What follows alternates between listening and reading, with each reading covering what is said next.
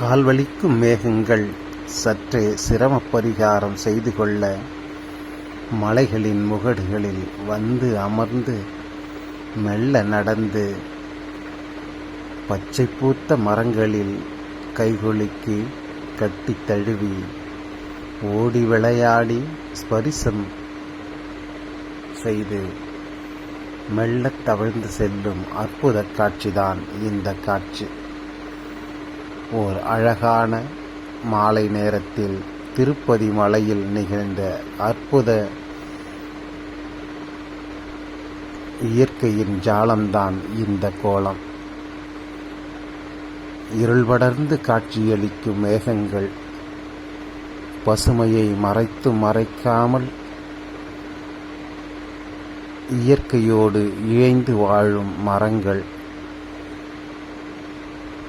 உயர்ந்து வளர்ந்த மலைகள், அதன் மீது அமர்ந்து இதை ரசிப்பது என்பது வாழ்வில் எப்போதும் ஓர் வரமாக இருக்கிறது. இதை அனுபவிக்க நினைப்பவர்கள் நிச்சயம் மலைகளை தேடிச் செல்வோம். அடர்ந்த காடு, உயர்ந்த மலைகள், ஆழ்கடல், இங்கெல்லாம் அமைதி அமைதி அமைதி.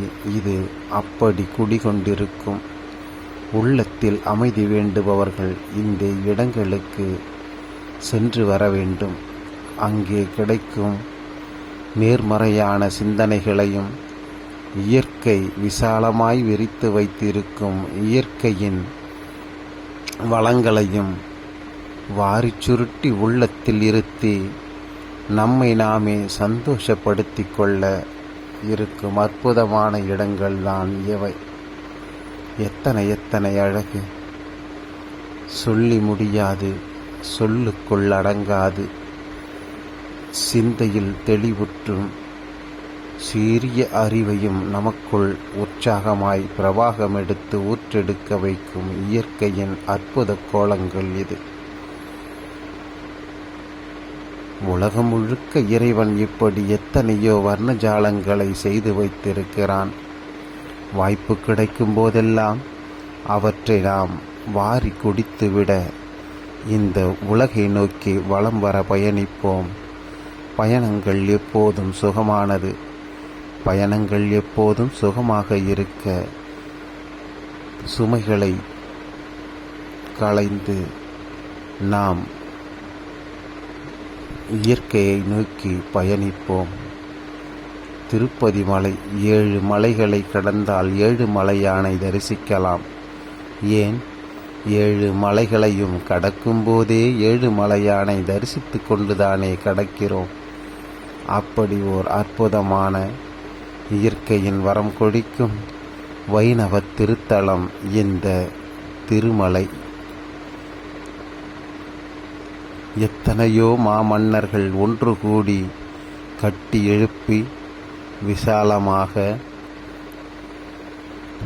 அதை சீர்திருத்தி செம்மைப்படுத்தி கோடிக்கணக்கான பக்தர்களின் உள்ள கிடக்கையில் உறைந்து கிடக்கும் விஷ்ணுவை இங்கே ஏழுமலையானாக வைத்து பூஜிப்பது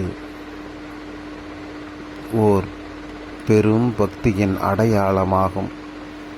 இங்கே சென்று வரும்போது இந்த மலைகளில் காணப்படும் இயற்கையின் வளங்களும் மூலிகை மருந்துகளும் காற்றாக, சுகந்தமாக, சில்லினும் சிலிர்ப்புமாக நமக்குள் புகுந்து உள்ளம், உடல் நோய்களை அகற்றி உற்சாகமூட்டி நம்மை சந்தோஷமாக பயணிக்கச் செய்கிறது இந்த சுத்தமான சுவாசக்காற்று. அன்பான நண்பர்களே, வாருங்கள், மலைகளையும் அங்கு இருக்கும் மரங்களையும் நாமும் சுவாசிப்போம், நாமும் நேசிப்போம். இயற்கையோடு இயைந்த வாழ்வில் எப்போதும் துன்பங்கள் இல்லை. இயற்கையை எதிர்த்து நின்றால் இன்பங்கள் எப்போதும் இல்லை என்பதை உணர்ந்து கொள்வோம். அமைதியை மனதிற்குள் எப்போதும் நிலைநாட்டுவோம். சந்தோஷமாகவும் சமாதானமாகவும் அருகில் இருப்பவருடனும் அடுத்தவருடனும் நட்போடும் பண்போடும் பாசத்தோடும் இருந்து கொள்வோம்.